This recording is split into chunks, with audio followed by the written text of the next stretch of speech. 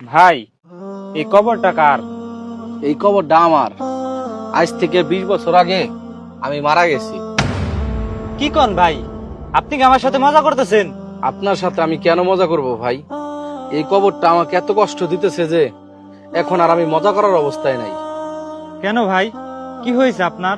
কি বলবো আর ভাই, দুনিয়ার পিছনে ছুটতে ছুটতে আমি আমার আখিরাতকে ভুলে গেছিলাম। আখিরাত ভুলে গেছেন? বিষয়টা বুঝতে পারলাম না আমি।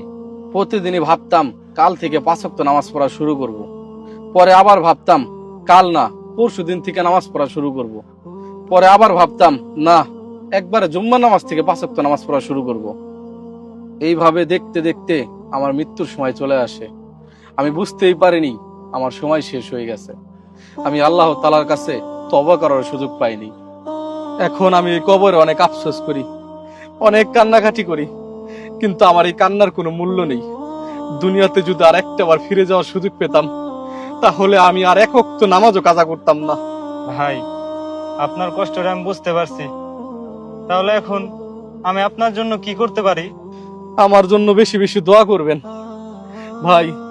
আপনি আপনার জীবনটা বদলে ফেলুন। মনে রাখবেন, মৃত্যু বৃদ্ধ আর শিশু বলে আসে না। যার সময় শেষ তাকেই চলে যেতে হবে।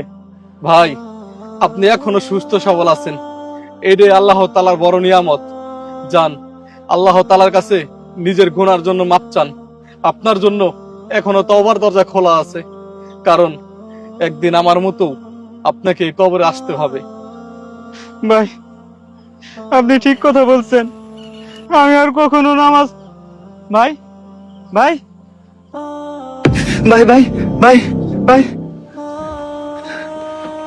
এখানে তো ছিল কবরটা। ওই ওই যে ওই যে, এটাই তো মনে হয় সেই কবর আর সেই গাছ। আল্লাহ, আল্লাহ, এই কবরে যে আছে তাকে মাফ করে দিও। আল্লাহ, আমি আজ থেকে আপনার পথে ফিরে যেতে চাই। আল্লাহ, আমার জীবনে গুনাহগুনি সব মাফ করে দিও। ভিডিওটা কেমন লেগেছে অবশ্যই কমেন্টে আপনার মতামত জানাবেন। আর ভিডিওটি ভালো লাগলে অবশ্যই শেয়ার করে অন্যকে দেখার সুযোগ করে দিবেন। হয়তো আপনার একটা শেয়ারের মাধ্যমে অনেক মানুষ এই ভিডিও দেখে হেদায়েত পেতে পারে।